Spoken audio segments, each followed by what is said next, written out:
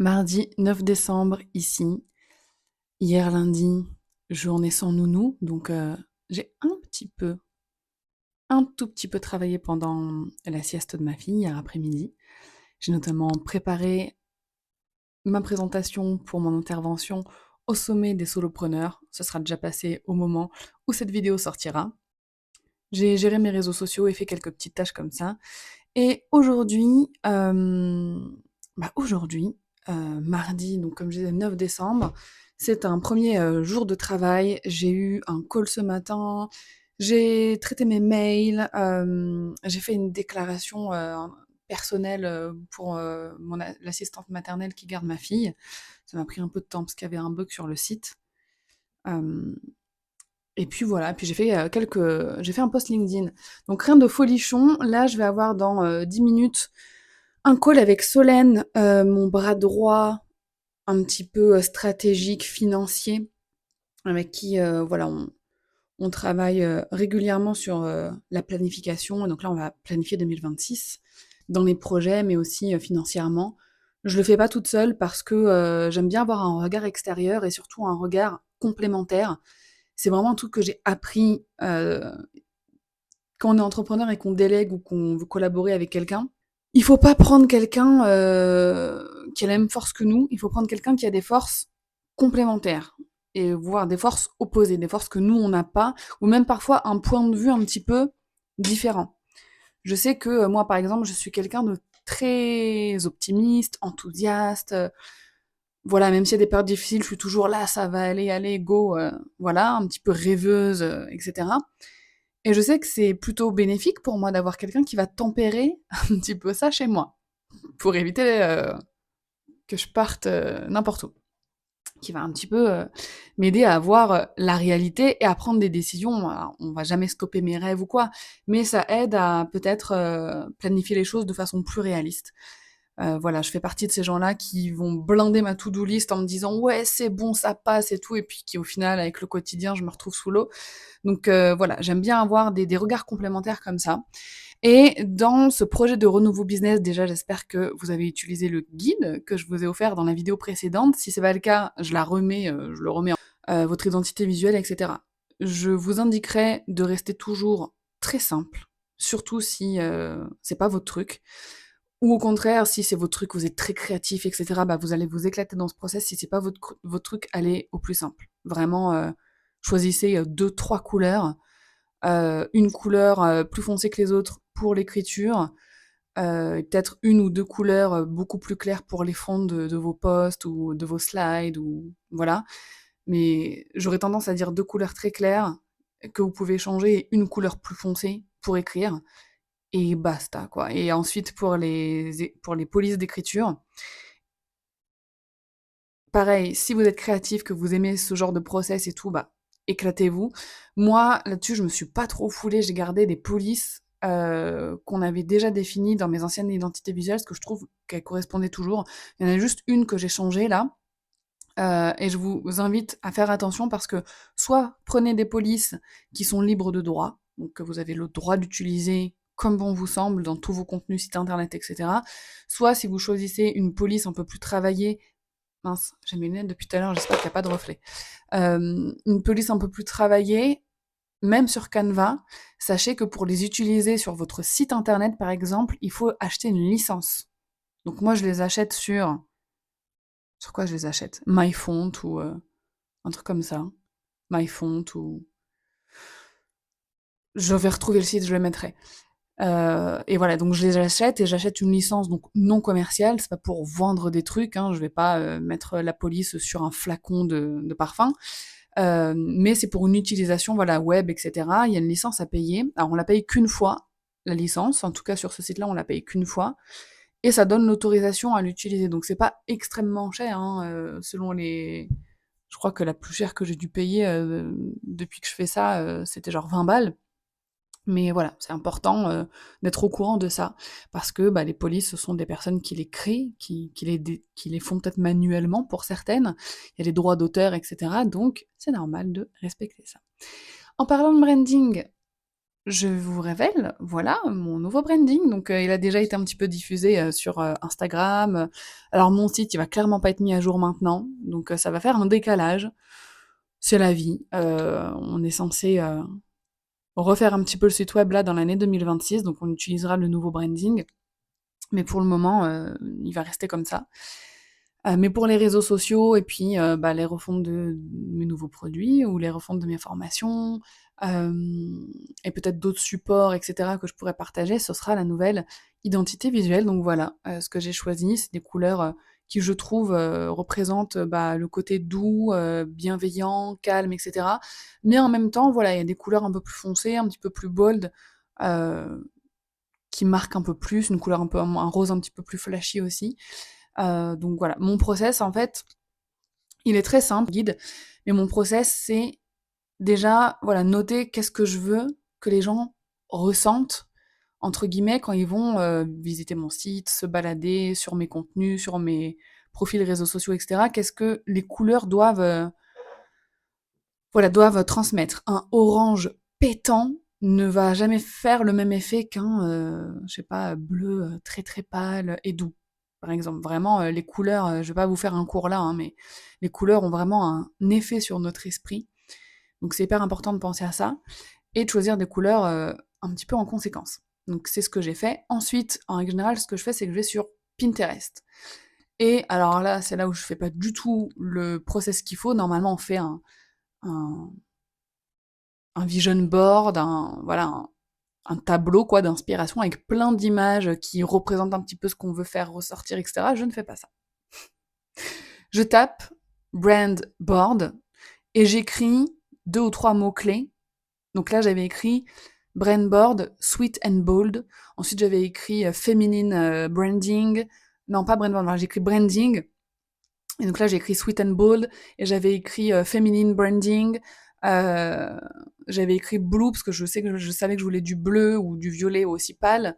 Et en fait, j'enregistre tous les brandings qui me plaisent, toutes les identités visuelles qui me plaisent, et ensuite je me dis qu'est-ce que je ressens quand je regarde celle-là, qu'est-ce que je ressens quand je regarde celle-là, etc. Je ne prends jamais un branding qui est déjà tout fait. C'est pas le principe. Mais je regarde dans ces brandings-là, 1 ou 2 couleurs qui vont bien ensemble, qu'est-ce qu'elles me font ressentir, voilà. Et ensuite, donc, je pique les différentes couleurs qui me plaisent dans des brandings différents. Tu vois, c'est pas du tout le process. C'est pas comme ça qu'il faut faire normalement, mais c'est ma façon, c'est comme ça que moi j'aime faire. Ensuite, je mets ces couleurs ensemble. Je me dis, voilà les couleurs que j'aime et qui représentent ce que j'ai envie d'insuffler à travers mon branding. Et ensuite, je prends n'importe quel template Canva de post Instagram et je mets 2 ou 3 couleurs différentes ensemble sur ce post-là et je vois si elles sont belles ensemble. Si ça match, si c'est harmonieux, si c'est lisible. Voilà, c'est pour ça que je dis en règle générale, pour les polices, j'utilise des couleurs foncées et pour le fond, des couleurs claires. Mais parfois, je peux utiliser une couleur foncée pour le fond et une couleur plus claire pour l'écriture. Par contre, pour le fond, on peut mettre une couleur foncée, mais si c'est trop, trop, trop flashy, parfois j'ai l'impression, en tout cas moi, c'est l'effet que ça me fait quand je tombe sur des posts trop flashy, genre un vert fluo, rose fluo. Souvent, si le post est très long à lire, si c'est un long texte, ça fait un peu mal aux yeux. Donc si c'est pour une slide, peut-être que ça va, mais si c'est pour tout un post, peut-être éviter les couleurs trop flash. Donc voilà ce que je pourrais dire en fait de mon process, et donc je vois un petit peu comment ça va ensemble, etc. Et je définis ensuite ma palette selon justement comment elles vont s'accorder dans un même environnement. Voilà, et très souvent à ce moment-là, je fais beaucoup de modifications de couleurs et c'est là où ensuite ça n'a plus rien à voir avec les premières inspirations que j'avais eues sur Pinterest, et c'est très bien comme ça parce que le but ce n'est pas de copier des brandings qui existent, c'est vraiment de trouver bah, le sien quoi. Donc voilà mon process. J'ai quand même des images d'inspiration comme on voit sur le brand board parce que ça représente aussi voilà un petit peu qui je suis, mon branding, etc. Et donc bien sûr que j'essaye de rester dans ces tonalités-là, dans ces couleurs-là. Ok. C'est fouillis, hein. Je sais pas si ça va vous aider en fait. Donc voilà, je vous mets mon guide, je vous mets mon process, si jamais ça peut vous aider. Si vous n'êtes pas du tout d'accord avec cette façon de faire, je comprends totalement. N'hésitez pas à me donner, vous, votre process, comment vous faites quand vous n'êtes pas brand designer, bien évidemment, parce que sinon je connais votre process, vu que j'ai déjà travaillé avec des brand designers avant. Et voilà, donc pour le moment, c'est ce que j'ai à vous transmettre pour ce premier jour. Là, bah, on va avoir notre fameux plan 2026 et donc ça va forcément beaucoup parler de renouveau. Je vous ferai un update après de ce que ça a généré en moi et dans mes futurs projets parce que j'ai plein d'idées. Vraiment, j'ai plein d'idées pour les produits Dorian Baker. Alors, encore une fois, le campus Customer Care, c'est quelque chose qui reste ancré. Je fais la refonte du campus. Je vais certainement changer l'expérience client, mais je reste à former des Customer Care Managers. Il y en a trop besoin. J'ai trop de bons retours régulièrement de personnes qui ont recruté des membres du campus et qui sont trop contents de travailler avec eux. Donc ça, c'est vraiment quelque chose que je garde et que je continue de développer à côté. Donc j'ai un business, Campus Customer Care, qui est là pour former des Customer Care Managers freelance, donc des personnes qui vont gérer le Customer Care pour des clients, que ce soit des petites, moyennes ou grandes entreprises. Donc voilà. Et avec Dorian Baker, avant, j'avais uniquement des formations en Customer Care pour les entrepreneurs. Je pense que je ressortirai une formation Customer Care pour les entrepreneurs, mais c'est vraiment pas dans le même format qu'avant. Et j'ai aussi envie de créer des produits plus business. Alors, je ne suis pas coach business, je ne suis pas coach Instagram, je suis simplement une entrepreneuse qui a de l'expérience, qui a fait plein d'erreurs, qui a eu plein de galères, et qui a envie de transmettre ça, en fait. Donc, je ne sais même pas comment je vais pouvoir définir mon rôle. J'ai pas non plus envie d'être mentor, parce qu'en règle générale, les personnes comme ça, là, qui partagent leur expérience et qui vont créer des produits, des accompagnements, etc., euh, parce qu'ils ont de l'expérience et pas parce qu'ils sont coachs. Je vais, par exemple, ce que je fais avec le campus, ce qui fonctionne et ce qui fonctionne pas, bah, c'est des choses que je vais transmettre. Ça va être utilisé en étude de cas, ça va être, bah voilà, pour les personnes que je vais accompagner. La semaine dernière, on a testé telle stratégie de vente, ça a été un gros flop, voilà ce qu'on a fait, voilà peut-être ce qu'il aurait fallu faire, machin, machin. Par contre, on a testé ça, ça, ça ou ça, regardez comme les clients sont contents, regardez le taux de fidélisation, regardez machin, essayez d'implémenter ça et tout, bref. Ce serait plus dans ce style-là. Et en utilisant ce qui se passe actuellement et en m'appuyant aussi sur tout ce que j'ai vécu. Mais j'ai aussi envie de mettre mon équipe au service des personnes que j'accompagnerai avec le business plus Dorian Baker. Dorian Baker qui est d'ailleurs une marque déposée. Je sais pas si je l'ai dit. C'est cool. Voilà. Euh, mon équipe, parce que mon équipe, voilà, on est hyper complémentaires. Donc il y a moi qui est un peu la visionnaire, rêveuse, machin, mais qui a aussi un côté très stratégique, qui prend les décisions, qui est la créative. Oh purée, les 14h01, faut que j'aille rejoindre Solène, sinon elle va me tuer. Donc voilà, et ensuite il y a Solène qui est plus la terre à terre, finance, les plans, voilà, les plans, qu'est-ce qui est réalisable, pas réalisable, dans combien de temps, qui peut le faire, qui, hein, voilà. Ensuite, on a Laetitia qui est technique, c'est la boss de la technique, site internet, automatisation, Notion, Discord, vraiment. La dernière fois, je lui ai dit, ouais, ce serait cool qu'on ait des notifications dans Discord pour savoir quand quelqu'un réserve un appel avec qui et pour voir quand quelqu'un rejoint une classe du campus, que ça envoie une petite notification à sa prof. Boum, bam, bim, le lendemain, on avait des super notifications dans notre Discord d'équipe avec des petites emojis, avec une telle a réservé un appel avec toi, Amina, demain à telle heure. Ou alors, une telle a rejoint ta classe, Marion, youhou, voilà, et c'est trop chouette. Et Pauline, qui est donc Customer Care Manager, mais qui est aussi assistante pédagogique pour le campus, donc qui m'aide beaucoup dans la pédagogie. Donc franchement, c'est toutes des perles et des pépites de dingue qui travaillent avec moi depuis des années. Vraiment, j'ai une équipe, il n'y a pas de turnover, quoi. On est là ensemble depuis des années. Et donc, ce serait cool que je mette tout ça. Voilà. Mais je vais parler de tout ça à Solène et je vous reprends après. Avec ton chat, super. Et puis, on peut se dire au revoir. Comme ça, la vidéo paraît naturelle. À bientôt, Solène. Merci beaucoup pour tout et à très vite. Ciao! Je viens de terminer mon call avec Solène, donc c'est vraiment la grosse réunion qu'on fait à la fin de chaque année. Donc elle a duré 1 heure et demie, un petit peu plus d'1 heure et demie. Là, il est ouais, 15h42, on a commencé à 14h. Et vraiment, ce renouveau business, c'était tout ce qu'il me fallait. Et pour cette journée là de mardi, je pense que je vais vous laisser sur cette note parce que voilà, je vais continuer quelques tâches après, mais qui seront plus des tâches de création de contenu, etc. Donc pour le renouveau business, je vous dirai à jeudi certainement, pour que je puisse travailler sur certaines Certaines choses, je pense que je referai toute mon organisation jeudi. Et là, je vais sûrement, quoique je vais sûrement documenter et peut-être m'occuper de YouTube. Parce que je devais m'occuper de YouTube, de comment j'allais remettre en place la chaîne. Donc je vais peut-être faire ça. Mais je vais d'abord aller me refaire un thé. Mais là, par rapport à ce côté bilan business, etc. de fin d'année, là, le bilan est très positif pour nous. Pas forcément financièrement. Financièrement, on est comme ça, quoi. Mais c'est normal. Je répète un petit peu mon historique, mais jusqu'à 2023, vraiment, mon entreprise, je vais pas dire ça cartonnait, parce que j'aime pas le mot, mais on était bien, quoi. On faisait des bénéfices, etc. On vendait facilement. Et à partir de 2024, quand ma deuxième fille est née, j'ai été très impactée personnellement. Ma santé a été très impactée. Le postpartum était très compliqué pour moi, mentalement et physiquement. Et clairement, j'étais plus investie dans mon business comme je le suis aujourd'hui, par exemple. Donc pendant 1 an, ça a été extrêmement difficile. Et on a testé pendant ce temps-là des stratégies pour lesquelles je n'avais pas besoin d'être présente. Donc on a testé les ads, on a testé différents types de tunnels, on a testé différents types de closing, etc. Que des trucs qui n'ont pas bien fonctionné. Enfin, que j'ai pas aimé en tout cas, mais il valait mieux les tester pendant cette période, parce que dans tous les cas, je pouvais rien faire. Moi, personnellement, je pouvais rien faire. Donc, c'était soit on testait des choses pour que ça continue quand même de tourner, ce qui a quand même contribué, soit on faisait rien. Et ne rien faire, c'est pire que de faire des mauvaises choses. Croyez-moi.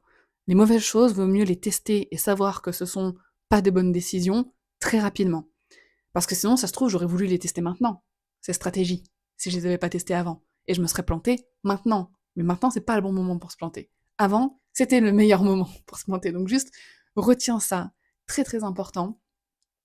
Vaut mieux prendre une mauvaise décision rapidement que de ne pas te décider ou de mettre 5-6 mois à te décider pour un truc. Vraiment, crois-moi, si tu dois faire une erreur, vaut mieux la faire là, le plus rapidement possible, et ensuite passer à autre chose.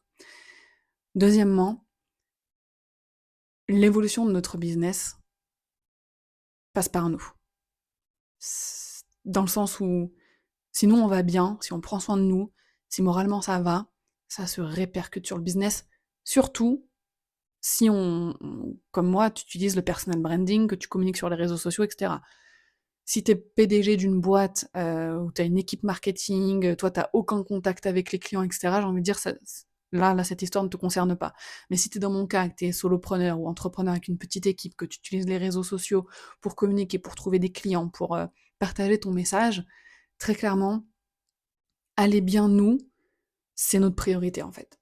Et je vois vraiment la différence entre la sombre période que j'ai vécue pendant mon postpartum où j'étais très très mal et vraiment ça se voyait même quand je communiquais, quand je faisais certaines actions, ça se sentait que j'étais pas là quoi. C'était comme une Dorian fantôme.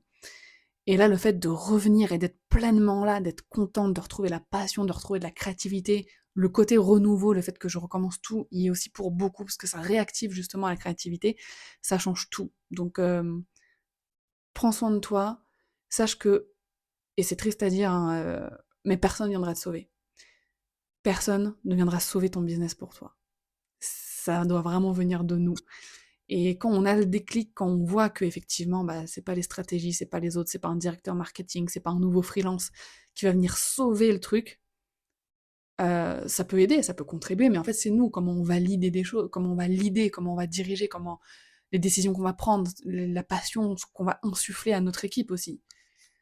Juste déléguer et dire cette personne va pouvoir tout sauver, c'est faux. C'est pas possible.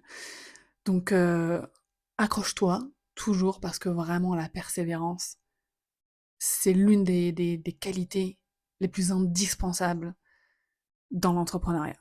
Ou quand on veut évoluer dans n'importe quel domaine, j'ai envie de dire, même quand je sais pas, on fait du sport et qu'on veut se muscler, c'est la persévérance, la discipline, le fait de pas abandonner, même quand on voit pas tout de suite les résultats, qui font que plus tard on va avoir ces résultats, mais c'est pareil en business.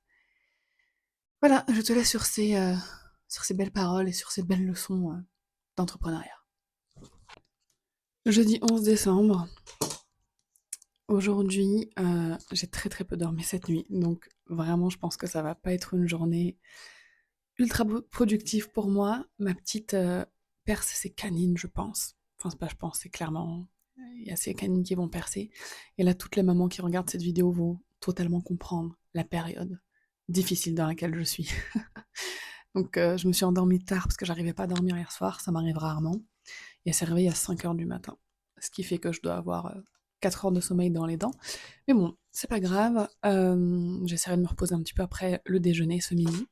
Là, ce matin, je fais un truc que j'aime extrêmement faire. Je fais la review des CX Design des élèves de la formation Customer Experience Designer. Donc, pour les membres qui sont diplômés du campus Customer Care, on propose une formation complémentaire, une formation en fait pour approfondir certaines compétences en CX Design, donc vraiment en création d'expérience client. Et là, en fait, on review, donc ça y est, la formation est terminée, les 8 semaines sont terminées pour ces élèves-là, et une petite dizaine d'élèves pour cette session. Et en fait, elles rendent un projet d'étude. Donc pendant toute la formation, elles travaillent une expérience client pour une marque, pour un de leurs clients, ou pour un projet fictif qu'on leur a donné. Et donc là, je regarde les designs, je regarde les process, enfin je regarde bref tout ce qu'il y a à rendre quoi pour ce devoir.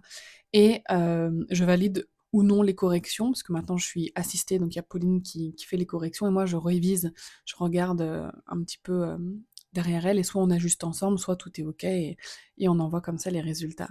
Donc là je vais faire ça, je pense que ça va me prendre un petit peu de temps quand même. Et à 11 heures j'ai un meeting, à 14 heures j'ai un autre live avec bah, justement les membres de CXD pour célébrer leurs résultats. Et à 15 heures j'ai un autre rendez-vous. Avec la nuit que j'ai eue, vraiment enchaîner une journée de rendez-vous, c'est pas l'idéal, mais bon. C'est comme ça, donc clairement, je sais pas si je vais pouvoir bosser sur le renouveau business aujourd'hui. Mardi, j'ai pas pu bosser sur l'amélioration de la chaîne YouTube. Ma priorité aujourd'hui, quand même, c'est de finir ça, là, les corrections CXD, euh, de finaliser la vidéo qui est censée sortir ce dimanche 14, donc la première vidéo que je vais sortir sur la chaîne YouTube. Faut que je la finalise et que je finalise le petit cadeau qui va avec, donc qui est remis sous cette vidéo si tu le souhaites. C'est un petit peu mon guide introspectif avant de commencer un renouveau business pour être sûr voilà, d'avoir travaillé les bons éléments, d'avoir fait le bilan de ces années d'entrepreneuriat, etc. Donc je vais finaliser ça, je vais finaliser les corrections CXD, je vais faire mes rendez-vous, je vais préparer mon petit post Instagram du jour, et déjà si je fais ça, ce sera très bien pour aujourd'hui. Si j'arrive à faire plus, je te tiendrai au courant. Vendredi 12 décembre, hier, j'ai pas eu le temps de filmer. En fait, ma maman est en visite cette semaine, elle est arrivée mercredi. Et comment dire, vu que maintenant j'habite plus à côté de chez elle, forcément quand elle est là, j'ai envie d'en profiter un maximum, et j'ai tellement de mal à bosser. J'ai beaucoup de mal à bosser. Donc hier, j'ai fait beaucoup moins de choses que ce qui était prévu. En même temps, j'avais trois meetings quand même. Donc un meeting stratégique, non deux pardon, j'avais un meeting stratégique sur mon business là pour 2026. Donc c'était intense. C'était intense parce que je sais que dans le campus Customer Care, il y a pas mal de choses que je dois changer. Euh, et ce genre de changement, je vous en parlerai dans une autre vidéo, pour une école comme ça où on accueille des personnes chaque mois, etc. That's a lot. C'est quelque chose à mettre en place quand même. Donc voilà. Et l'après-midi, j'ai eu un call pour parler de notre passage en organisme de formation. C'est un projet qui est sur le feu depuis un moment chez Baker Bloom. Le problème, c'est que je pense qu'on a été très mal accompagnés au début par rapport à ça, et on a déjà été refusé 3 fois. Voilà, pour des petites broutilles administratives, hein, genre un code qui ne va pas, un terme qu'il ne fallait pas employer. Voilà, sinon tout est en règle normalement pour que mon entreprise devienne un organisme de formation, mais voilà, avec l'administration française, il faut savoir exactement comment communiquer, de quelle façon, etc. Donc j'ai hâte que cette partie-là administrative soit terminée. Donc, euh, donc voilà, ce que j'ai fait hier, j'ai pas vraiment bossé sur le côté renouveau, même si quand même clairement la nouvelle stratégie pour le campus, c'est un très très très gros renouveau. Je vais avoir une réunion stratégique avec mon équipe la semaine prochaine pour voir comment on peut mettre tout ça en place. Je vous ferai un récap à ce moment-là, parce que là c'est encore très brouillon dans ma tête. Faut que je me pose tranquillement pour bosser, je pourrais le faire, je pense quand ma maman sera partie. Vraiment toute seule. Voilà, aujourd'hui, j'ai fait une intervention pour le sommet des solopreneurs organisé par Live Mentor sur l'expérience client. C'était top, il y avait plus de 400 personnes en live. C'est impressionnant quand même. C'est impressionnant et puis en plus ça va hyper vite dans le chat quand il y a des questions qui sont posées et cetera, mais d'après les retours, ils ont apprécié mon intervention donc je suis plutôt contente par rapport à ça. Et sinon, avant ça, j'ai fait des petites tâches. En fait, on papotait en même temps avec ma mère, donc je pouvais clairement pas me concentrer, donc j'ai fait des petites tâches, traiter mes emails, répondre à mes notifications, LinkedIn. D'ailleurs, je l'ai pas noté. Répondre à mes notifs LinkedIn, organiser la fameuse réunion avec toute mon équipe pour préparer le campus pour 2026, et répondre à mes différents messages, sur Discord, qui est l'outil qu'on utilise beaucoup pour, communiquer avec mon équipe. Donc voilà, il est 13h, soit je finis un petit truc maintenant, soit on va déjeuner avec ma maman et je verrai, ce qu'on va faire après. Il fait pas du tout beau, donc ça donne pas envie d'aller se balader. Donc peut-être que je vais en profiter pour bosser, 1 ou 2 heures avant qu'on aille chercher, mes filles, chez la nounou et à l'école. Et voilà, ce sera pas un vlog hyper intéressant cette semaine, mais en même temps, je montre la réalité.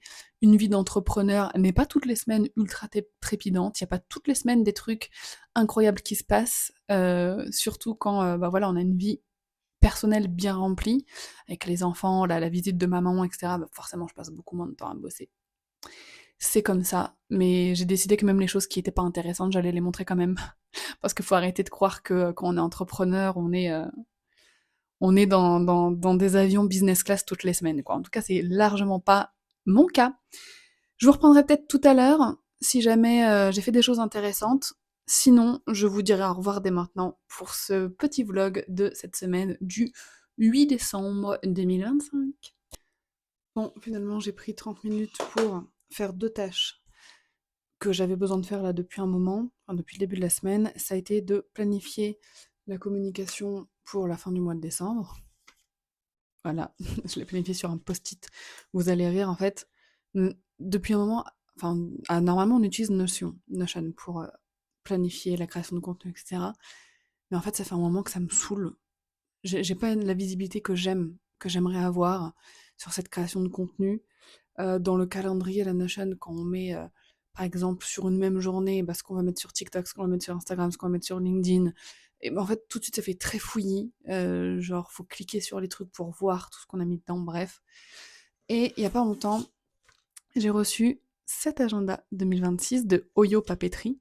Et en fait, vu la taille, etc. qu'il a, il est parfait pour moi, je trouve, pour m'organiser justement pour la création de contenu. On peut faire en plus des petits bilans du mois.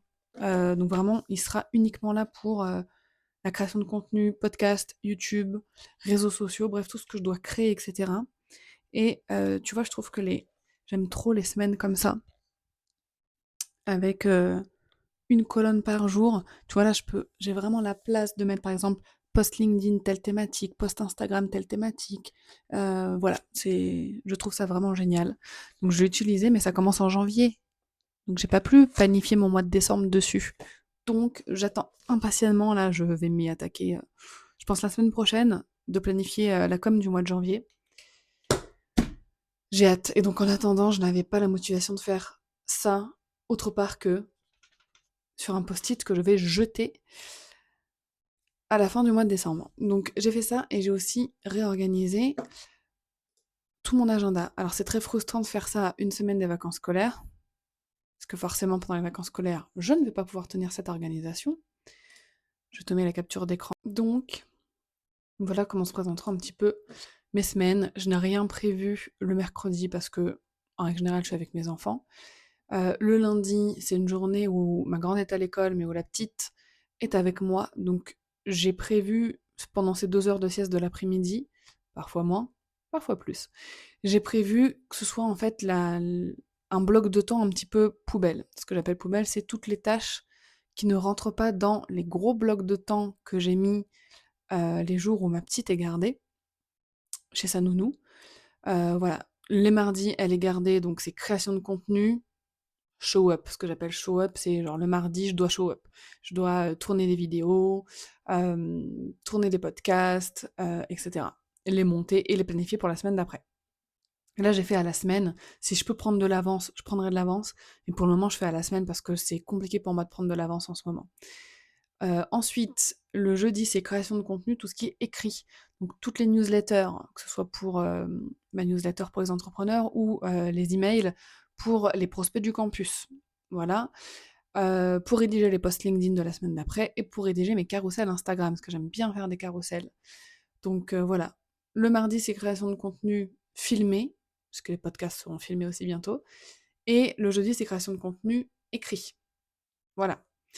Ensuite, le vendredi, c'est réservé au travail sur mes produits, mes services. Et donc là, clairement, sur la refonte du campus Customer Care. Donc tous les vendredis, je ne fais que ça.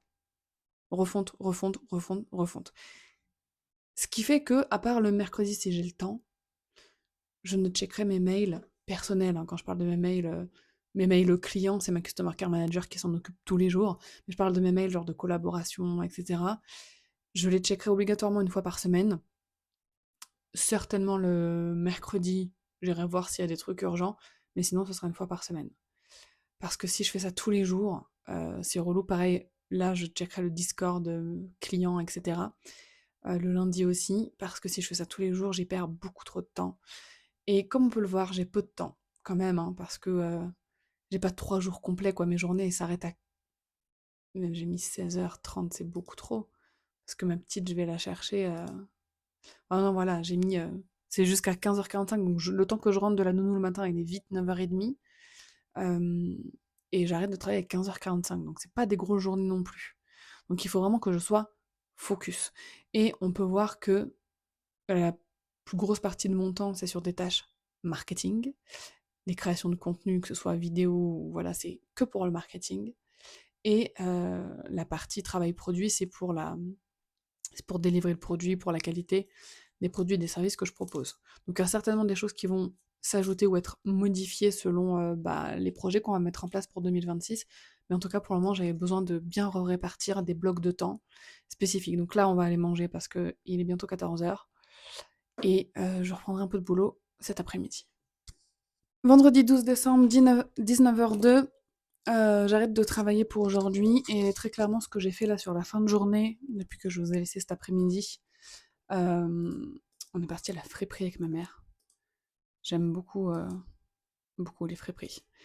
Après on est parti chercher mes filles et en revenant je suis partie bosser un petit peu. En fait j'ai juste fini de monter la vidéo pour YouTube qui est sortie la semaine dernière et j'ai terminé de préparer le cadeau que j'ai mis que je mets avec cette vidéo. Donc en fait c'est toutes les questions et tout le plan de renouveau business avec lequel j'ai travaillé. Voilà, donc je vous l'offre, je vous le mets en téléchargement sous la vidéo de la semaine dernière et sous cette vidéo. Donc voilà tout ce que j'ai fait et là j'arrête parce que je vais aller profiter de ma maman, de ma plus grande fille aussi, je vais aller coucher la petite. Et avec ma plus grande fille, on va faire une petite soirée jeux de société et tout. Donc ça va être sympa. Ce week-end, la seule chose que je m'autorise à faire, c'est aller publier la fameuse vidéo qui doit sortir dimanche et mettre en place les petits trucs qu'il faut pour le téléchargement du cadeau. Et puis voilà, et puis c'est déjà très bien. Merci d'avoir suivi ce vlog de cette semaine et je vous dis à la semaine prochaine pour un nouveau business vlog.